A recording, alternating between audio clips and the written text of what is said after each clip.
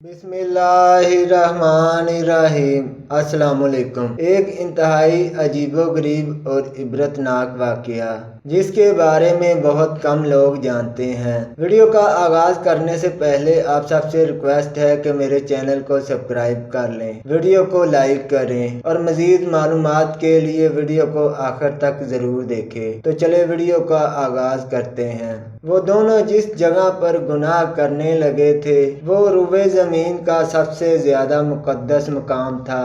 جیسے ہی انہوں نے گناہ کیا اسی وقت ان کے جسم پتھر ہونے لگے، ان کی روحیں قبض کر لی گئیں۔ اس وقت ان کے قریب بھی کوئی نہیں تھا، اس لیے جو کچھ ان پر گزری اس کے بارے میں خود انہی کے سوا کسی کو پتہ نہیں چلا تھا۔ یہ تاریخ کا انتہائی عجیب و غریب اور خوفناک ترین واقعہ تھا۔ دو زندہ انسان جن میں سے ایک مرد تھا اور دوسری عورت تھی، عذاب الہی کے تحت پتھر کے بن گئے تھے۔ کچھ دیر گزری تو ادھر سے کسی کا گزر ہوا، اس نے ان کو دیکھا اور پہچان لیا۔ یہ بھی معلوم ہو گیا کہ انہوں نے اس مقدس مقام پر کیسے گناہ کا کام کیا تھا جس کی فوری طور پر پکڑ ہو گئی تھی۔ لوگوں کا مارے غصے اور دکھ کے انتہائی برا حال ہو گیا۔ ان دونوں پتھر کے بتوں کو نشان عبرت بنانے کے لیے اس زمانے کے اہل و علم اور نیک لوگوں نے ان کو اس مقدس مقام سے کچھ دور اسی علاقے میں ایک دوسرے سے کافی لمبے فاصلے پر آمنے سامنے نصب کر دیا۔ اس مقدس مقام پر عبادت کے لیے آنے والے لوگوں کے لیے یہ لازم قرار دے دیا گیا کہ ان دونوں کے بتوں کو جوتے مارتے ہوئے گزرا جائے تاکہ دیکھنے والوں کے ذہنوں میں ان کا کیا ہوا گناہ تازہ رہے اور وہ اس واقعے سے عبرت حاصل کرتے رہیں۔ اب جو بھی اس مقدس مقام پر آتا وہ ان کو جوتے مارتے ہوئے گزرنے لگتا۔ وقت گزرتا گیا، 100-150 سال تک یہی سلسلہ چلتا رہا۔ اس کے بعد کچھ وقت گزرا تو نئی آنے والی نسلوں نے آہستہ آہستہ ان بتوں کو جوتوں سے مارنا چھوڑ دیا۔ شیطان نے ان کے ذہن میں یہ بات ڈال دی کیونکہ یہ عبادت کا حصہ نہیں، لہٰذا ان بتوں کو جوتوں سے مارنا ضروری نہیں بلکہ اس کی بجائے ان کو علامتی طور پر تھپڑ مار کر گزرا جائے، جس سے ان سے نفرت کا اظہار بھی ہوتا رہے گا اور ان کے کیے ہوئے گناہ کا خیال بھی لوگوں کے ذہنوں میں موجود رہے گا۔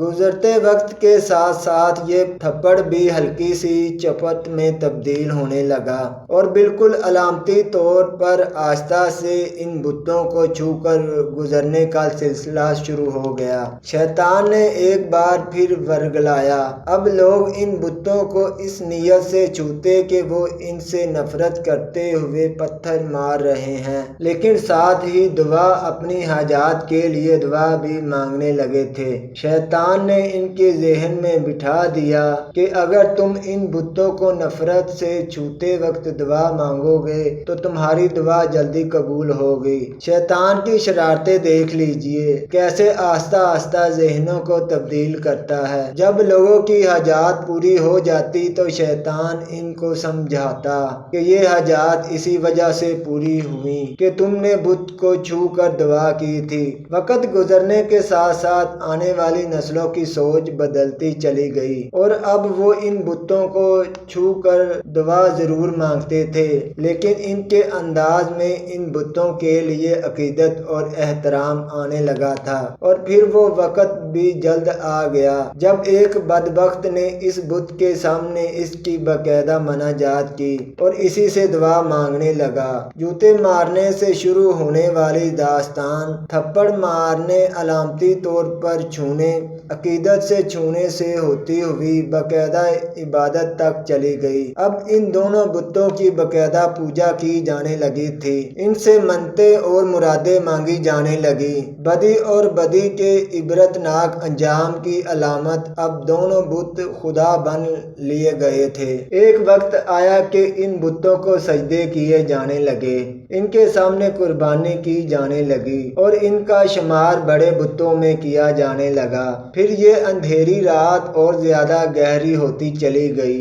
یہاں تک کہ ایک دن رشد و ہدایت کا ایک سورج طلوع ہوا جس سے وہ پورا خطہ جگمگا اٹھا۔ دنیا سے جہالت چھٹنے لگی۔ ایک عظیم ہستی نے ساری دنیا میں ایک ایسا عظیم انقلاب برپا کر دیا تھا جس نے روز قیامت تک جاری و ساری رہنا تھا۔ ایک دن عرب کا وہ بادشاہ جو غریبوں کا والی اور نیکوں کا سہارا تھا، فاتحہ بن کر اس مقدس زمین میں آن پہنچا۔ ان کی ایک نگاہ سے بت اور بت پرست ٹوٹ کر بکھرنے لگے۔ لوگ توبہ طاپ ہو کر بتوں سے دور ہونے لگے۔ سب کو اپنے سچے خالق و مالک کی پہچان ہونے لگی۔ ہزاروں سال سے یہ پیاسی زمین، یہ کرۂ ارض ہدایت سے سیراب ہونے لگی۔ زمین و آسمان کی مخلوق نے حیرت سے اس عظیم الشان انقلاب کا منظر پہلی بار دیکھا تھا۔ ایک دن آپ صلی اللہ علیہ وآلہ وسلم اپنے سب سے پیارے ساتھی حضرت علی رضی اللہ عنہ کے ساتھ خانہ خدا میں داخل ہوئے۔ سب لات مناجات کے بت توڑے جانے لگے، بتوں کے ٹکڑے اڑ رہے تھے اور ان کو پوجنے والے جو اپنے سچے رب کو پہچان چکے تھے دیکھ کر اپنی سابقہ گمراہی پر پچھتا رہے تھے۔ آپ صلی اللہ علیہ وآلہ وسلم بتوں کو ریزہ ریزہ کر رہے تھے اور ساتھ ساتھ یہ آیت بھی دہراتے رہے کہ حق آیا اور باطل مٹ گیا، بے شک باطل مٹنے کے لیے ہی ہوتا ہے۔ اس کے بعد آپ صلی اللہ علیہ وآلہ وسلم ان دونوں انسانی بتوں کی جانب متوجہ ہوئے جنہیں کئی سو سال پہلے ایک گناہ کی پکڑ میں پتھر کا بنا کر نمونہ عبرت بنا دیا گیا تھا۔ مرد کا بت صفا کے مقام پر نصب تھا اور عورت کا بت مروہ کے مقام پر۔ آپ صلی اللہ علیہ وآلہ وسلم نے ان کو بھی ٹکڑے ٹکڑے کر کے اٹھا کر خانہ خدا کی حدود سے باہر پھینک دیا۔ یہ عورت مرد کون تھے؟ اس کے لیے ہمیں طریق کے اوراق کو پیچھے الٹنا پڑے گا۔ اس کے لیے ہمیں اس زمانے میں جانا ہوگا جب حضرت اسماعیل علیہ السلام اور ان کی والدہ حضرت بی بی ہاجرہ علیہ السلام زمزم کے چشمے کے قریب زندگی کے دن بسر کر رہے تھے۔ اس دور میں عرب کی زمین پر پینے والے پانی کا ملنا ایک انتہائی ناممکن سی بات تھی۔ صحرا اور خشک پہاڑوں کی اس زمین پر پانی کی ایک بوند کا ملنا محال تھا۔ عرب کے قبائل میٹھے پانی کے چشموں اور کنووں کی تلاش میں صحراؤں اور وادیوں میں مارے مارے پھر رہے تھے۔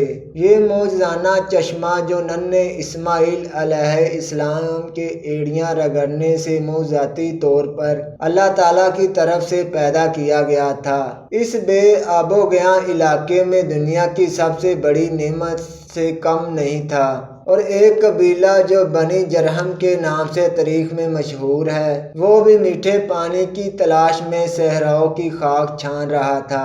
انہوں نے جب دور سے پرندوں کو اڑتے دیکھا تو ان کو حیرانگی ہوئی، کیونکہ صحرا میں پرندوں کا پایا جانا پانی کی علامت تھا۔ چنانچہ وہ سارا قبیلہ اسی جانب چل پڑا۔ انہوں نے جب ایک خاتون اور چھوٹے سے بچے کو اس ٹھنڈے میٹھے پانی کے چشمے کے قریب دیکھا تو وہ بہت حیران بھی ہوئے، اور اس علاقے میں جہاں پانی کا نام و نشان تک نہیں تھا، اللہ کی قدرت سے ایک چشمے کو رواں دیکھ کر بے حد حیران ہوئے۔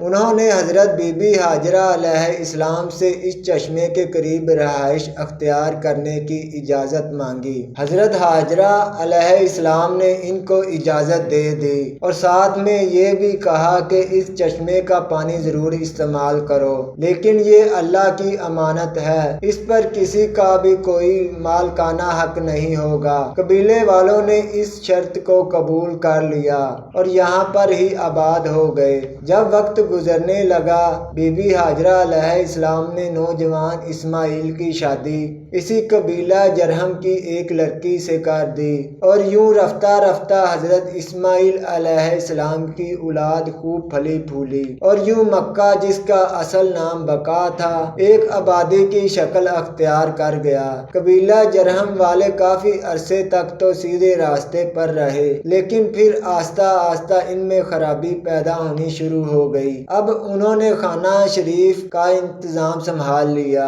اور حج کے لیے آنے والے لوگوں سے ملنے والا ہدیہ خود سمیٹنے لگ گئے، اور یوں رفتہ رفتہ ان کے اندر جرائم پیدا ہونے شروع ہو گئے۔ تب اللہ تعالیٰ نے ان کو سزا دینے کے لیے ان سے زمزم چھین لیا، اور زمزم کا پانی خشک ہو گیا۔ وقت گزرنے کے ساتھ ساتھ زمزم کے نشان تک مٹ گئے۔ اب کسی کو بھی معلوم نہیں تھا کہ یہاں زمزم نام کا کوئی چشمہ ہوا کرتا تھا۔ اس قبیلے میں ایک شخص جس کا نام مزاز بن عمرو تھا، بہت ہی نیک اور پارسا شخص تھا۔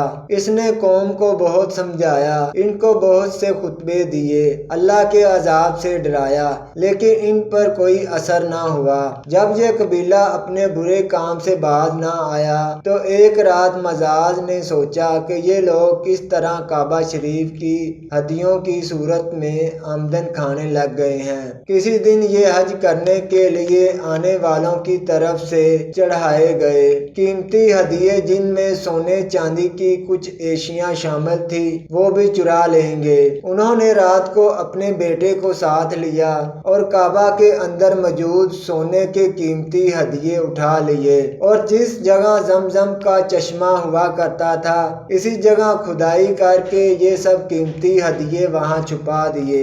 اب جیسا کہ اللہ تعالیٰ کسی قوم کے بگڑنے پر اس قوم کو کسی دوسری قوم کے ہاتھوں عذاب دیتا ہے، اس قوم کو بھی عذاب دینے کا فیصلہ کر لیا گیا۔ ایک اور قبیلہ بنی خزاع کو ان پر مسلط کر دیا۔ بنی خزاع والوں نے بنی جرہم کو مار مار کر مکہ سے نکال دیا۔ ان کے قبیلے کے کثیر تعداد میں افراد کو قتل بھی کر ڈالا، اور یوں لٹے پٹے بنی جرہم یمن میں جا کر آباد ہو گئے۔ اسی زمانے میں اسی قبیلے کے ہاں ایک لڑکا اور لڑکی نے جنم لیا۔ لڑکے کا نام عیسیٰ بن یلا تھا اور لڑکی کا نام نائلہ بن زید تھا۔ دونوں جب جوان ہوئے تو ایک دوسرے کے عشق میں گرفتار ہو گئے، اور انہوں نے آپس میں ناجائز تعلقات قائم کر لیے۔ ایک بار یہ دونوں حج کے لیے ایک قافلے کے ہمراہ مکہ مکرمہ گئے۔ خانہ کعبہ میں ان کو تنہائی میسر آئی تو انہوں نے ایک قبیلہ فعال کا ارادہ کر لیا۔ چنانچہ جیسے ہی گناہ کے مرتکب ہوئے تو انہیں عذاب الہی نے آن گھیرا، یوں وہ پتھر کے بت بنا دیے گئے۔ اس کے آگے کے حالات آپ نے تحریر کی ابتدا میں پڑھ لیے ہیں۔ جب ان کے بت نبی کریم صلی اللہ علیہ وسلم نے خانہ کعبہ کی حدود سے باہر پھینکوا دیے تو اس وقت مسلمانوں کے ذہن میں صفا مروہ کے دوران سعی کے بارے میں شک و شبہ پیدا ہو گیا۔ وہ سوچنے لگے کیونکہ صفا مروہ پر دونوں کے بت پہلے نصب تھے جن کا طواف جاہلیت کے زمانے میں کیا جاتا تھا، لہٰذا اب ان کا صفا مروہ کا طواف کہیں ان بتوں کی یاد میں طواف نہ ثابت ہو، جس کی وجہ سے ان پر بھی اللہ تعالیٰ کا عذاب نازل ہو۔ اس پر سورۃ بقرہ کی آیت 158 نازل ہوئی، جس میں اللہ تعالیٰ نے ارشاد فرمایا، بے شک صفا اور مروہ کی نشانیوں میں سے ہے، جو شخص حج کرے بیت اللہ یا عمرہ کرے تو نہیں ہے کچھ گناہ، جو اس پر سعی کرے ان دونوں کے درمیان، اور جو خوش دلی سے کرتا ہے کوئی نیک کام تو بے شک اللہ ہے قدردان، سب کچھ جاننے والا ہے۔